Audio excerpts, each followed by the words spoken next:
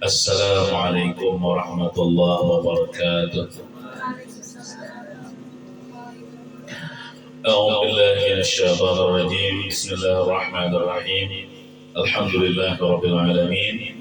Wassalatu wassalamu ala asyrafil anbiya'i wal mursalin sayyidina wa maulana Muhammadin wa ala alihi wa sahbihi ajma'in, amma ba'du. Alhamdulillah, kita bersyukur kepada Allah Subhanahu wa taala yang telah mengumpulkan kita di tempat-tempat kebaikan. Salawat dan salam semoga senantiasa tercurah kepada baginda Rasulullah sallallahu alaihi wasallam. Allahumma shalli wa sallim ala sayyidina Muhammad wa ala ali sayyidina Muhammad.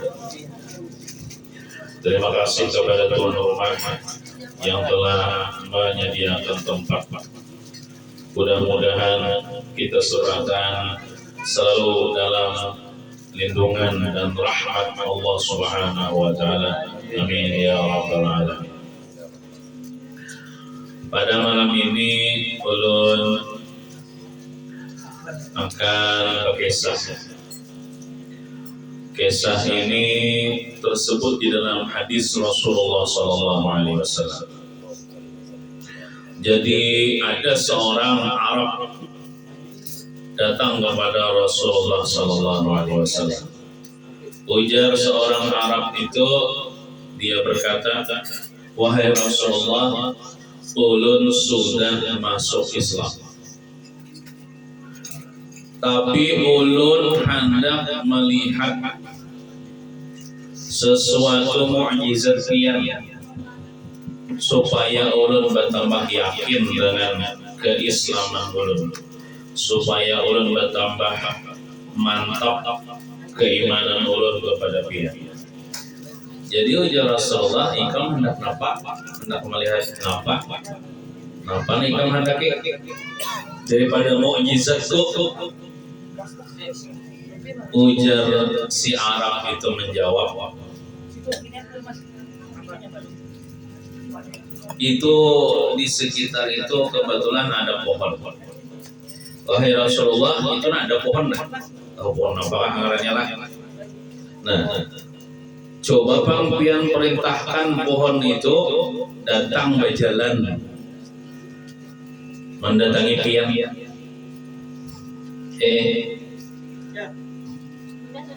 Ayo aja Nabi, gampang masalah itu." Ujar Rasulullah, datangi pohon itu. Padahal kan Rasulullah beliau. Lalu didatangi oleh Arab itu jalan menuju pohon itu. Lalu dia berkata, "Wahai pohon, itu nah Rasulullah beliau." Lalu pohon itu pun ibarat manusia itu kan, nah ya itu pohon itu bergerak mulai kayak melihat menjenguk Nabi, karena Nabi itu nah beliau mulai berjamuk itu nah bergerak pohonnya agak mereng mulai kayak menjenguk Nabi. Lalu pohon itu pun akhirnya akarnya bergerak. Lalu akarnya ini tercabut daripada bumi, lalu inya berjalan dengan akar itu berjalan tercabut dan berjalan menuju kepada Rasulullah sallallahu alaihi wasallam.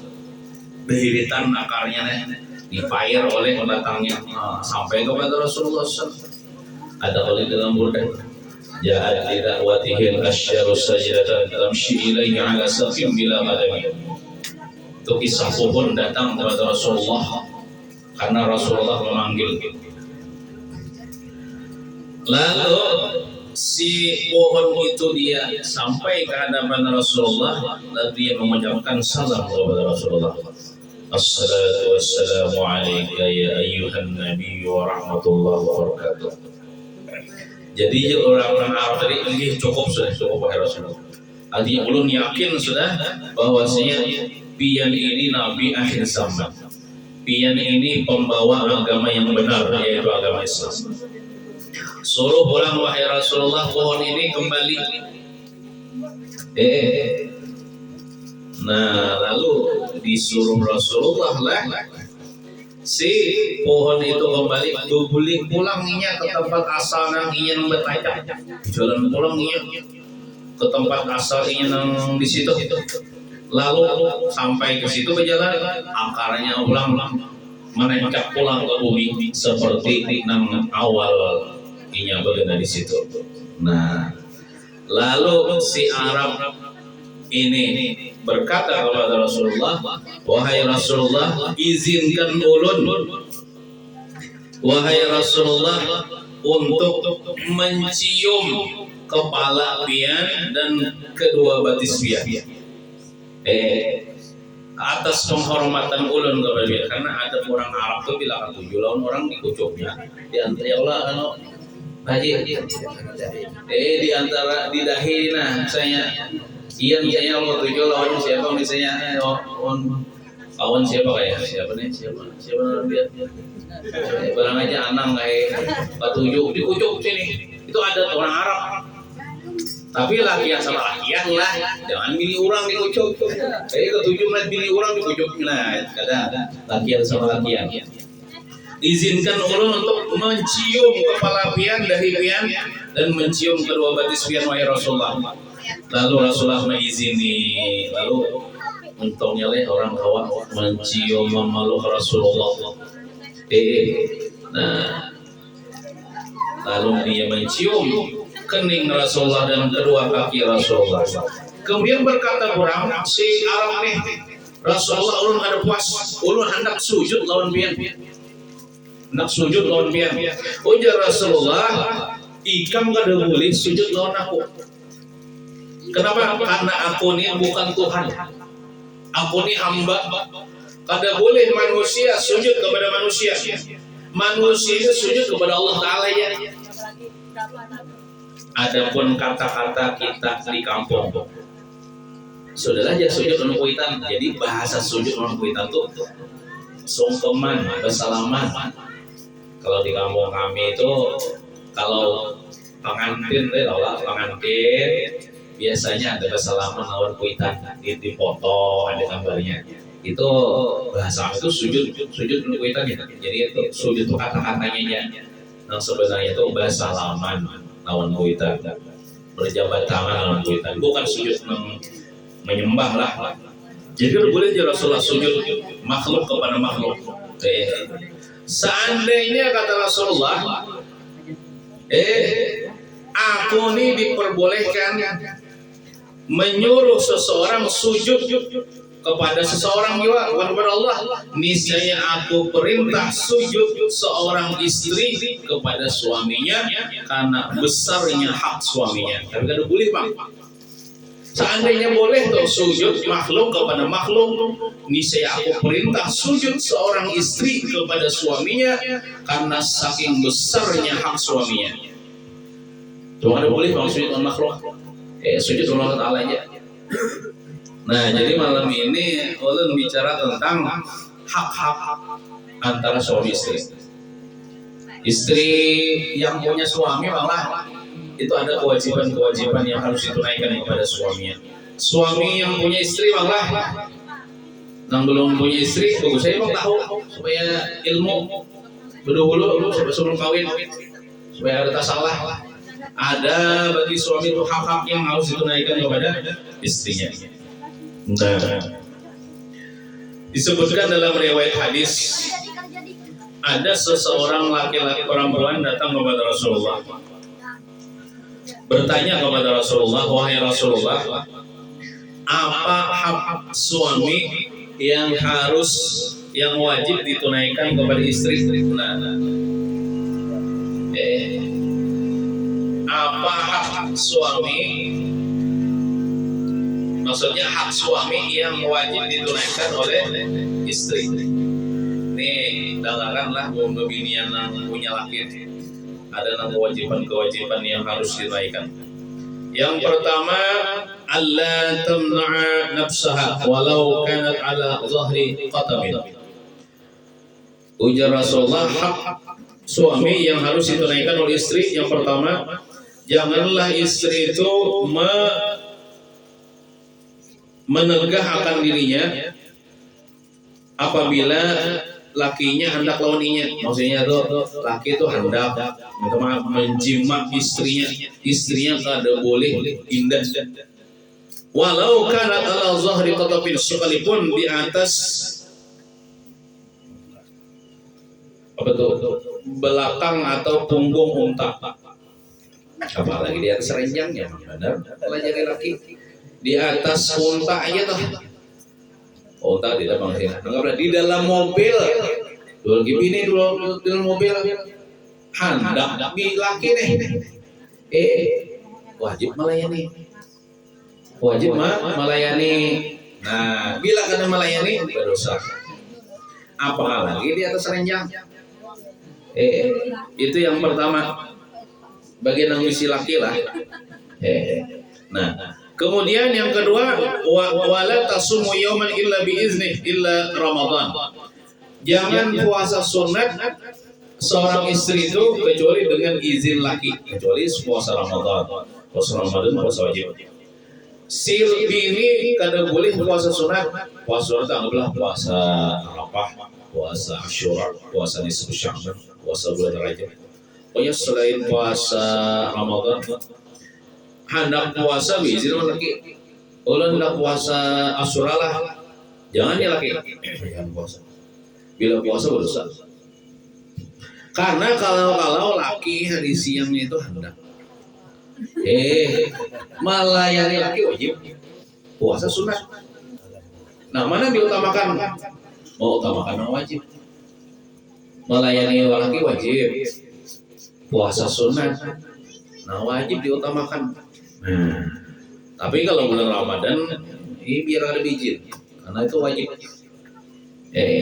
Bila laki hendak, laki enam dosa. Bila bulan siang hari bulan Ramadan, mereka berbulu jima di siang hari bulan Ramadan, itu dapat kafarat jima. Nah, apabila si bini puasa, nah itu lakinya dapat pahala, bininya dapat dosa. Nah, seandainya memaksakan juga atau puasa, nah puasa Asyura ya, jangan ya laki tak puasa Asyura, itu lakinya dapat pahala aja disebutkan di sini, bininya dapat dosa. Nah, kemudian yang ketiga, wala takhruj illa biizni. Bain kharajat nafsiha la'anat hal malaikatur rahmah wa malaikatul azab hatta tarji'a. Si istri kada boleh keluar rumah kecuali izin laki. Biar tadi izin lah kok sini. Izin. Laki biar mengizinkan lah. Tapi ini kan untuk menuntut ilmu. Menuntut ilmu ini amunnya laki di rumah kada sanggup melajari, binian itu wajib keluar rumah untuk menuju majlis taklim untuk menuntut ilmu agama. Walaupun pula kada minta izin laki. Kalau soal menuntut ilmu itu kada apa-apa, kada izin laki. Karena laki bang kada melajari di rumah, maka dia istri boleh keluar rumah. Tapi kalau untuk perkara-perkara lain seperti hendak ke mall misalnya, kemana ke pasar, nah itu harus beizin laki. Itu pun kalau ke mallnya para kelawan rumah. Amun ke mallnya jauh pada rumah, itu dalam agama kita bebinian itu kada boleh, walaupun izin laki. Inya bebinian ini kalau keluar batas kampung itu tulak, itu dia harus ditemani oleh suaminya atau laki-laki yang mahram bagi dia. Itu aturan agama. Walaupun misalnya inya minta maaf tulak ziarah, rombongan ziarah, rombongan bebinian aja minta maaf dong menyampaikan aja bang lah ditemanilah pian oleh laki pian. Amun pian ditemani laki pian tentu laki jarah ini keluar daerah pian boleh apabila ditemani laki pian atau laki-laki yang mahram. Bagi laki yang mahram itu anggaplah anak pian yang sudah balik lakian atau dangsa anak pian lalakian atau orang abah pian lakian itu laki-laki yang mahram. Amunnya pian tulakan kemana walaupun ziarah lo daerah kada ditemani suami pian atau laki-laki yang mahram bagi pian, pian berusaha walaupun lakinya mengizinkan. Aturannya kayak itu. Sampai-sampai tuh pian tulak haji, tulak umrah itu harus ada yang menemani.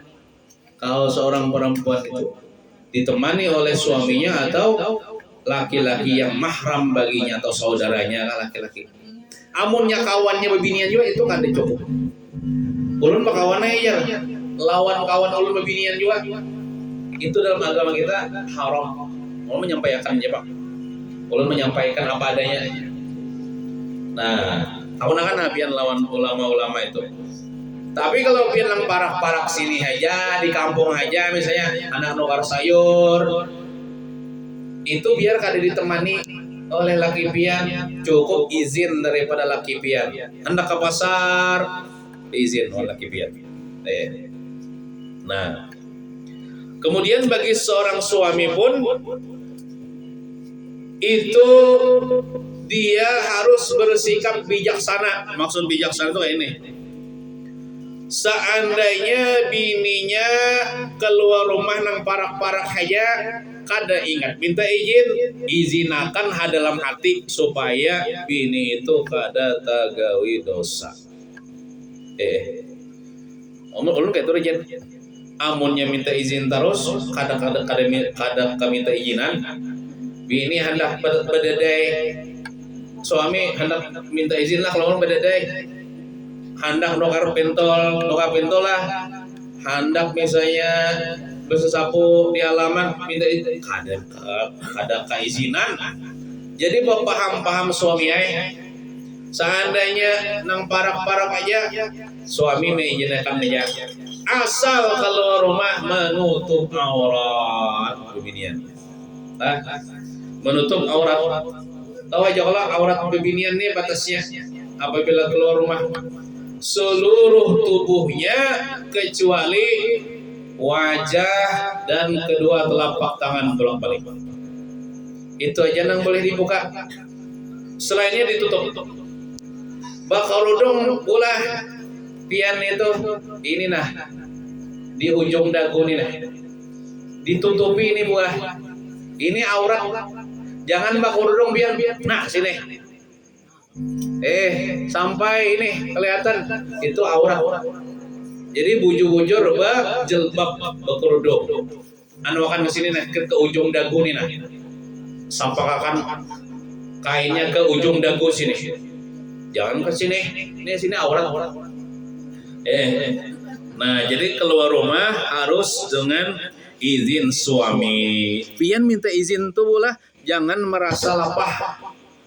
Pian minta izin jangan merasa lapah karena bila pian minta izin dapat pahala pian. Minta izin dapat pahala sehari ini berapa kali keluar rumah anggaplah 5 kali minta izin dapat pahala pian. Pian bila memandang pahala itu kada durak minta izin. Dan laki pun itu ya kalau nang wajar aja izinakan aja. Tapi nang kada wajar jangan diizinakan. Saya hendak tadi tulak ke mall ya. Hendak tulak ziarah ya. Tapi kada diizini kada kada ditemani oleh suami atau laki-laki yang mahram itu kada boleh. Kada boleh. Ulun tuh lah masalah itu sempat berdebat lawan bini ulun sampai bini ulun menangis. Kemarin waktu ini ulun cerita terus terang aja. Kemarin waktu anak ulun tuh kan sekolah TK kan sekolah PAUD kan itu. Ada waktu libur itu ada ibu-ibunya, anak-anaknya lawan ibu-ibunya tulakan kemana gitu nah. Berombongan gitu nah. Tulakan kayak bepiknik tuh nah. Bini ulun larang. Kenapa? Siapa nama nikam? Anak kita nang masih kecil belum balik. Belum balik. Laki ada 4. Ikam melawan rombongan bebinian. Walaupun rombongan bebinian juga sopir lain mahram bagi ikam. Sampai semalaman berdebat menangis bini ulun. Tapi masih aja akhirnya. Laki melarang karena laki sayang. Kada hakun bini ini tegawi dosa. Laki kada hakun bini masuk neraka. Akhirnya orang tulakan anak ulun, bini ulun kada tulak. Walaupun kita bayar juga. Waktu punya bayar, hendak piknikan apa aja bayar anak muridnya, mamanya kita 4 juga. Tapi dalam agama itu keluar daerah perempuan itu walaupun untuk ziarah tidak ditemani oleh suaminya atau laki-laki yang mahram baginya haram. Timbul pian kada jadi pahala lagi. Jadi dosa. Kecuali menuntut ilmu. Kecuali menuntut ilmu itu dia boleh keluar rumah bahkan tanpa izin lakinya karena tiwas lakinya di rumah kada melajari agama. Gitu. Nah, lalu menyampaikan apa adanya aja lah. Nah, kemudian disebutkan dalam kitab ini awal-awal yang ditanya nanti perempuan di hari kiamat itu tentang salatnya, kemudian tentang suaminya. Kan awal-awal yang ditanya nih seberataan makhluk nih makhluk umat Islam nih ditanyai awal-awal ditanyai kayak apa sembahyang ikam di dunia beres kada. Nah, tapi kalau khusus sebagai perempuan setelah ditanya tentang sembahyang, ditanya tentang bagaimana ikam melawan laki ikam di dunia, menunaikanlah hak kepada laki ikam masihlah dengan papadah laki ikam. Nah, itu ditanya nanti setelah sholat. Tapi sholat pertama kali ditanya karena sholat ini penentu amal kita yang lain. Bila sembahyang kita beres, ibadah lain insyaallah beres terima. Kalau sembahyangnya kada karuan, belang kambingan, belang sapian, itu yang lainnya ada terima. Oleh karena itu sholat jangan ditinggalkan. Karena itu adalah oleh-oleh dari Rasulullah SAW ketika beliau Isra wal Mi'raj untuk sidin dan untuk umat sidin. Sembahyang jangan ditinggalkan. Sesibuk apapun pekerjaan kita, jangan meninggalkan sholat. Dan sholat kalau bisa dikerjakan di awal waktu. Di awal waktu, jangan ditunda-tunda. Nah, kemudian lagi itu kan kewajiban yang harus dilakukan oleh si bini kepada laki. Nah, kemudian lagi sabda Rasulullah SAW, perempuan kalau hendak masuk surga itu 4 saja. Kan usah banyak-banyak amalannya 4 saja. Bila 4 nih dilaksanakan pasti masuk surga. Rasulullah menjamin pasti masuk surga. Maka masuk surganya terserah dari pintu yang mana saja, pilih surga yang mana saja. Ujar Rasulullah, apabila seorang perempuan salat 5 waktu, puasa di bulan Ramadan, taat sama suami, menjaga auratnya, masuk surga dari pintu mana saja yang ia kehendaki. Jadi yang pertama sembahyang. Sembahyang bebinian jangan ditinggal, walaupun kecuali haid, kecuali pas kalinya bebinian aja lakian gitu juga sebenarnya sembahyang. Inya nang kada wajib sembahyang tuh orang gila ya, orang gila, orang kada bakal. Namun kita yang masih bakal walaupun garing tetap sembahyang. Bebinian itu sesibuk apapun dalam rumah tangga jangan meninggalkan sholat kecuali haid. Nah, hanya dia ulun ingatlah. Ini masalah bebinian haid itu biasanya bebinian tuh haid ya Allah. Setiap bulan ada haid. Bila pian apa namanya haid kan biasanya normalnya seminggu haid. Itu haid tuh pula bila keluar darah itu dosa-dosa pian diampuni Allah Subhanahu wa taala. Karena apa? Karena orang Islam ini ada sia-sia yang Allah perbuat kepada umat Islam ini seorang perempuan bila haid, keluar darah haid, dosanya diampuni Allah Subhanahu wa taala. Tapi setelah selesai keluar darah haid itu kan wajib nanti mandi wajib untuk sholat. Nah, seandainya pula pian ampih keluar darah haid di waktu asar, ulangi, seandainya pian ampih keluar darah haid waktu asar, ya telah waktu asar itu anggaplah mulai azan asar kan, sampai maghrib itu waktu asar panjangnya, mulai azan asar anggaplah jam 3 lewat berapa ini, jam 3 lewat 50 inilah, bahkan lebih, sampai azan maghrib itu waktu asar lah. Pian misalnya ampih keluar darah haid di waktu asar, walaupun di ujung-ujung waktu asar, ibaratnya tuh 2 menit lagi masuk waktu maghrib. 2 menit itu kalau orang sembahyang paling sarakaat.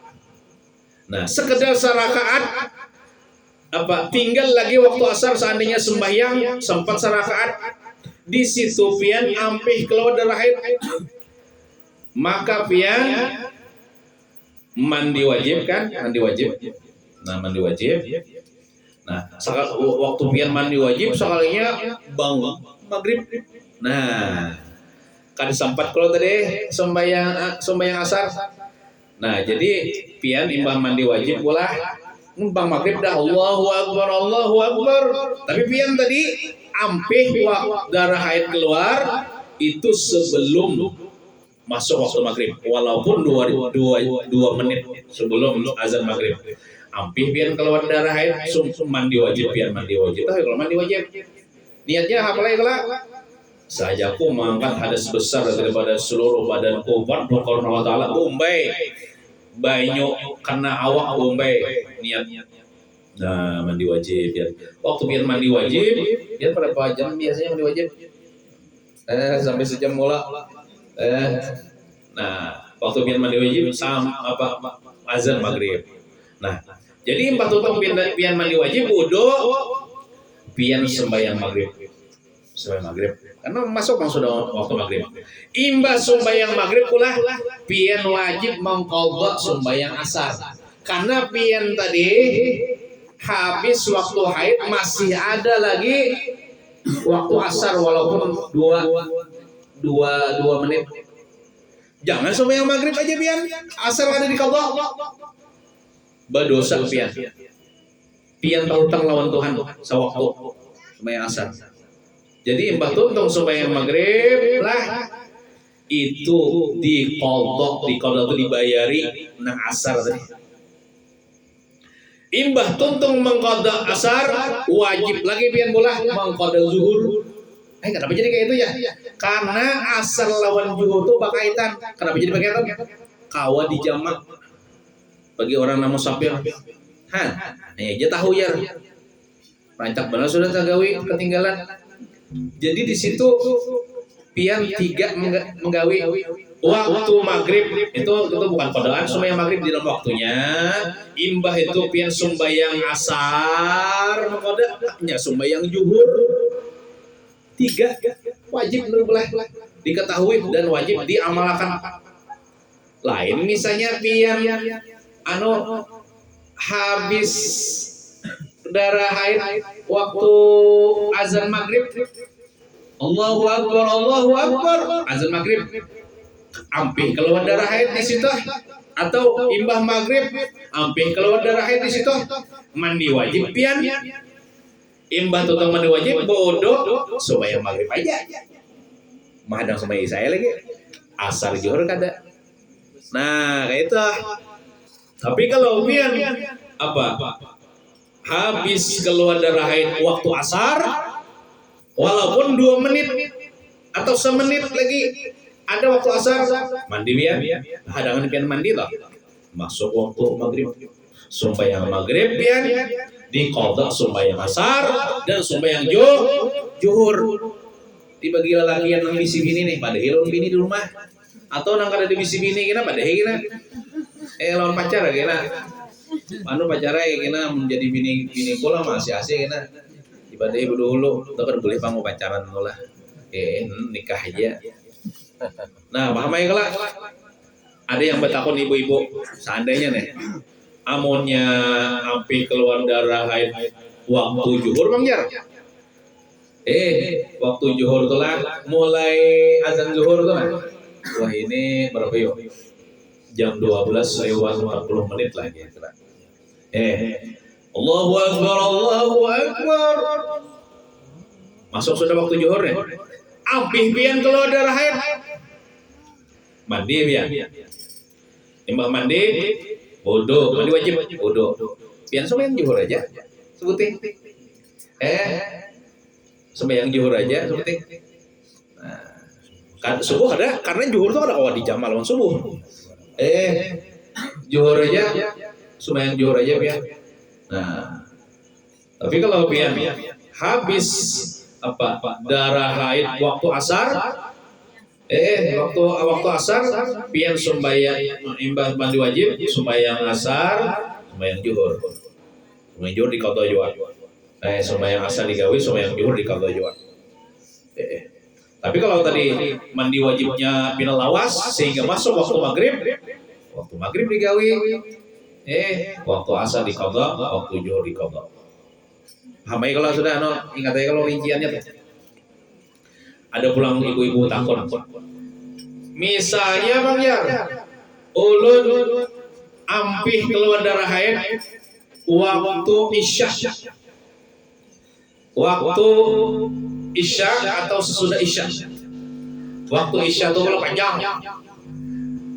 Bila habis waktu maghrib masuk waktu isya, nyaman aja ini biar bila orang azan tuh dilanggar di masjid isya tuh dah. Tidak usah kita ngalih aja, kita melihat yang warna merah tenggelam di ufuk barat. Ini kita jam ada dilanggar orang bang aja isya. Nah, imbah tuntung isya itu kan panjang waktunya, panjang sampai mulai azan subuh, terbit fajar, orang azan subuh itu habis waktu isya. Jadi isya itu semalaman panjang. Jadi misalnya biar ini masih waktu isya nih, masih ada waktu isya nih saat ini. Biar ambil kalau darah haid, biar mandi, biar malam ini juga mandi, jangan isuk lah. Nah, jangan isuk, ngomong isuk kita habisan. Tertinggalkan ini yang isya nih. Jadi mandi malam juga dingin benar ya. Lawan nih kalau apa? Kita nih tidak sedingin di kutub utara sana. Dingin, mandi wajib malam-malam batu pian sembahyang isya. Sembahyang isya ini bukan keadaan di dalam waktunya. Imbah tuntung sembahyang isya pian wajib mengqada maghrib. Sembahyang pulang maghrib pian 3 rakaat. Kenapa jadi kayak itu? Karena isya itu kawa dijamaahkan dengan maghrib. Bagi orang musafir. Nah, jangan isya aja lah. Isya aja gawe maghrib pada hutang pian. Maka satu kali kan sembahyang nih 500 tahun disiksa di dalam neraka. 500 tahun. Kita di dunia ini aja kayak ulun nih di dunia nih. Belum lagi 100 tahun lawas sudah di dunia nih. Ini 500 tahun di dalam neraka, sakit benar di dalam neraka. Pian tahu lah. Di neraka tuh paling enteng siksa di neraka. Ini paling enteng nih. Itu apabila seseorang diciptakan dua pasang sandal terbuat daripada api neraka, disuruh memuruknya, disuruh memakainya sandal itu. Ketika dia memakai sandal itu, apa yang terjadi? Maka panasnya naik melewat awak ini sampai ke kepala, menggurak otaknya. Artinya lamun otak nih menggurak, nah ini lunuh, tinggal tulangnya lagi. Itu karena kesan panas yang dijajak batisnya ke sandal yang terbuat dari api neraka. Bayangkan, itu seringan-ringan. Seringan-ringan menurut kita ringan, tapi menurut kita berat itu.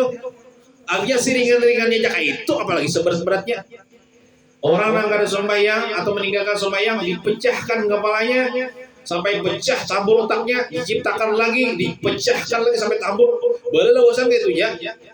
500 tahun satu waktu ya, 500 tahun di dalam neraka akan sanggup kita. Auzubillahi min dzalik. Oleh karena itu kita perlu berilmu supaya kita sembahyang ini kita jaga, jangan ditinggalkan. Terutama ibu-ibu yang haid itu tadi apabila habis keluar darah haid waktu di dalam waktu isya, cepat-cepat mandi wajib walaupun tengah malam, kerjakan isya di dalam waktunya itu, kemudian diqadha maghrib.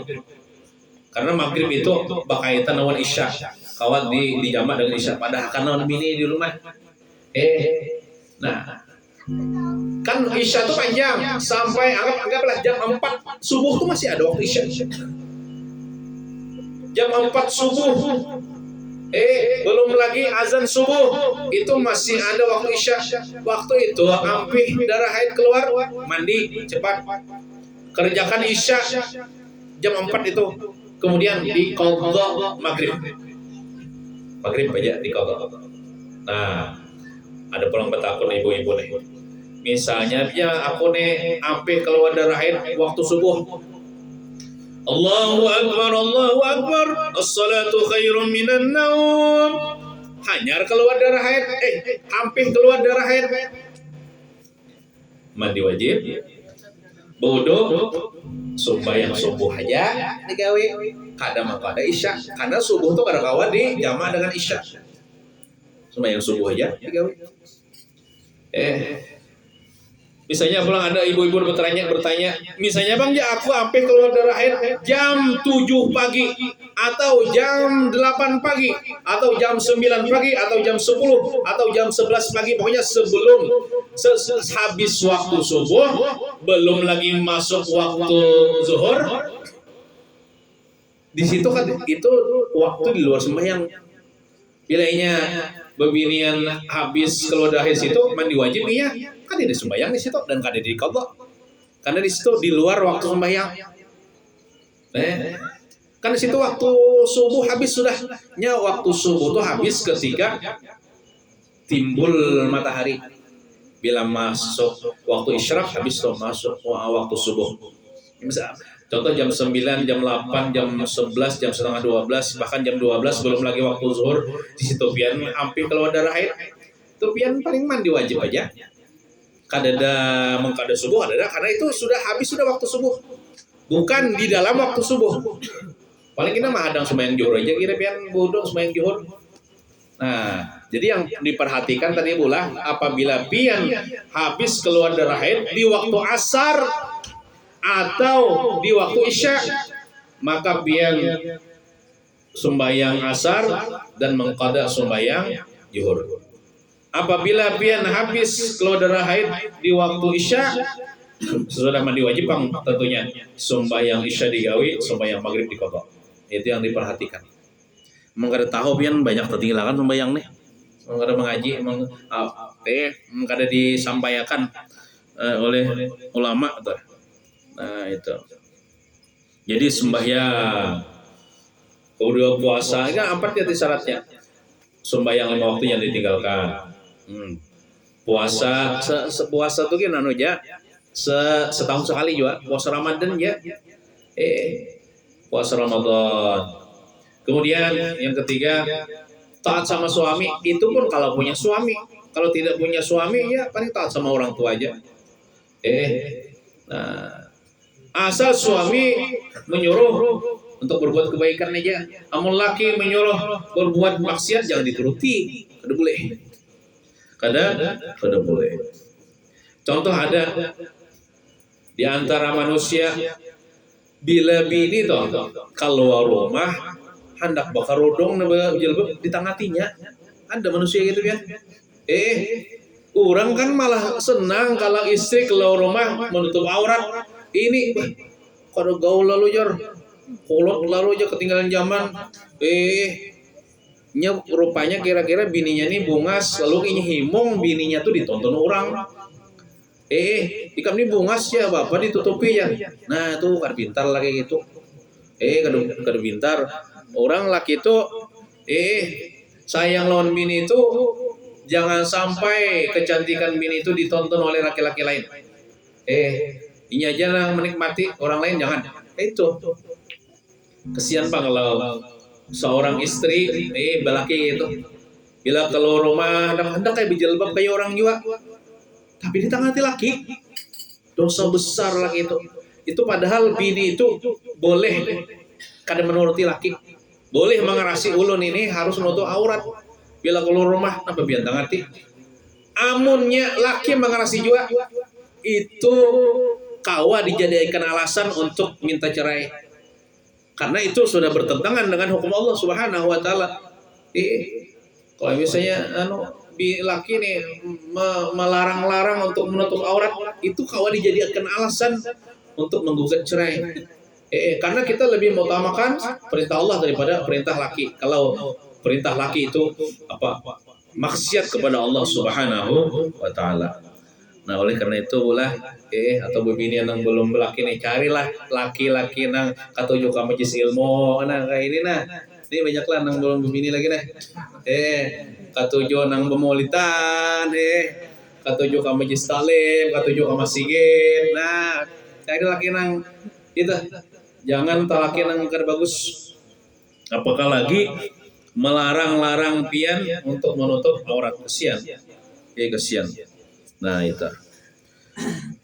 Kemudian yang keempat tadi menjaga auratnya. Nah, bila keluar rumah, jangan Habib kemarin keluar, jangan di majlis talim aja. Pina liput pas sudah timbah tuntung balik ke rumah bedadai bejabang. Nah, jangan ya Habib. Artinya istiqamah menutup aurat itu. Karena menutup aurat itu kada uyuh. Kita lebih uyuh di neraka kena disiksa mun kada menutup aurat. Ada juga orang yang beralasan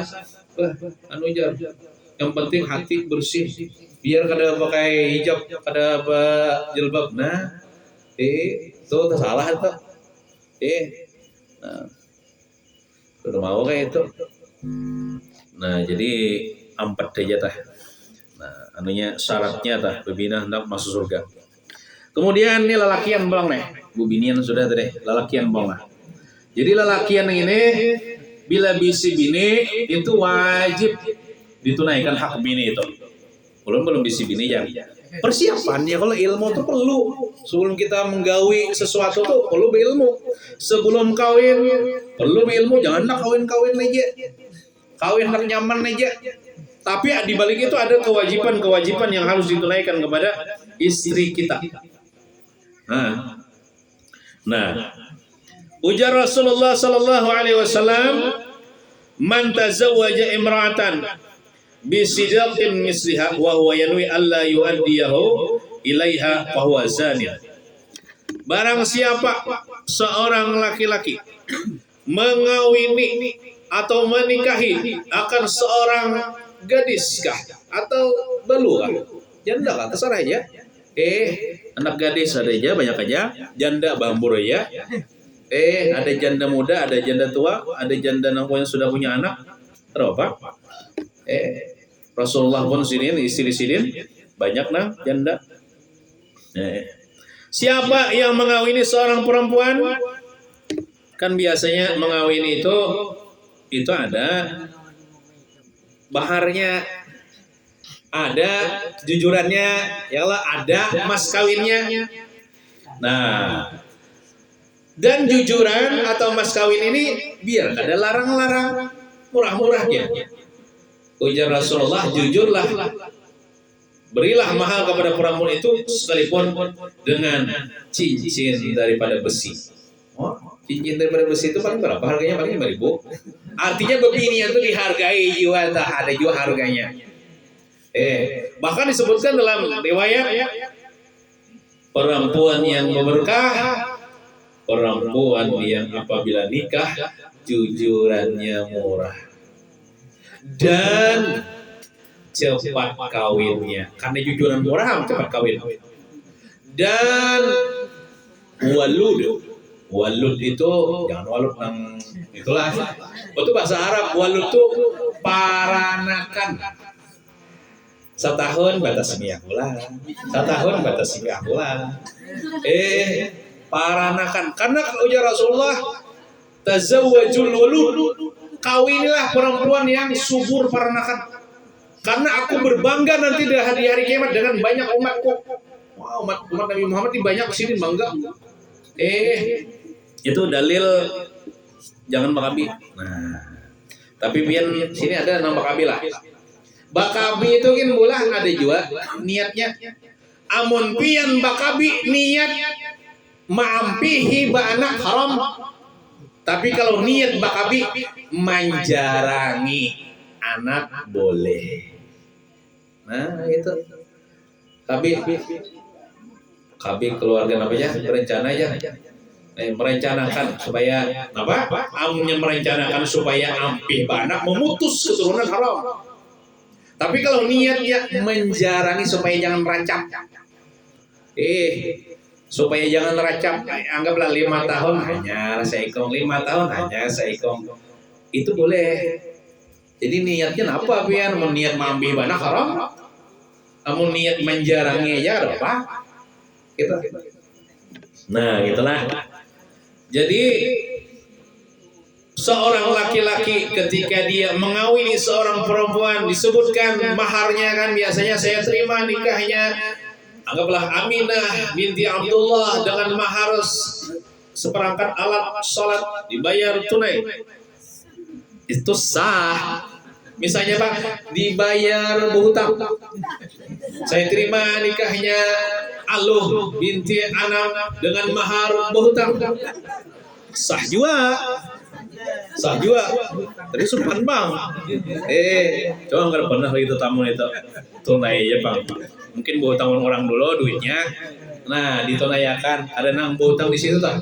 Seandainya berhutang di situ boleh hai. Tapi kalau niatnya kada akan membayari malam pertamanya bajinah hukumnya.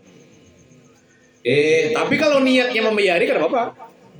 Iya, saya terima nikahnya Aluh binti Anam dengan maharnya berhutang. Sah.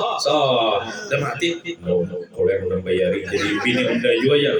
Kada boleh. Kalau niatnya kada membayari itu kena napa malam pertamanya itu menjima istrinya itu sama dengan menzinahi hukumnya. Jadi kada apa-apa berhutang dulu niat di hati membayari ya karena jujuran itu hak istri. Duit istri itu mahar itu makanya kan kalau kita imbah tontong pernikahan itu lelaki itu harus menjulung duit itu ke bininya walaupun 100.000 dijulung kepada bininya itu. Dan itu kada boleh lakinya tuh ambil imbah dijulung ke bininya pina masam lior kada ada duit ambil lagi ke sana ke ruko ya kada boleh kecuali izin dulu anu lah binilah ulunnya minta maaf jepang nah miskin kada ada duit anu mintalah duit nih jujuran nih ke sana ke ruko ayo nah hanya boleh udah boleh itu hak bini jujuran dia tuh jadi boleh aja berhutang tapi niat membayari amun berhutang kada akan membayari itu bejina anunya hukumnya walaupun istrinya sah tapi dapat dosa zina. Hah? Selama inya niat kada akan membayari terus-terusan bejina. Hukumnya inya dapat pahala zina, dapat pahala aja dapat dosa zina. Jadi supaya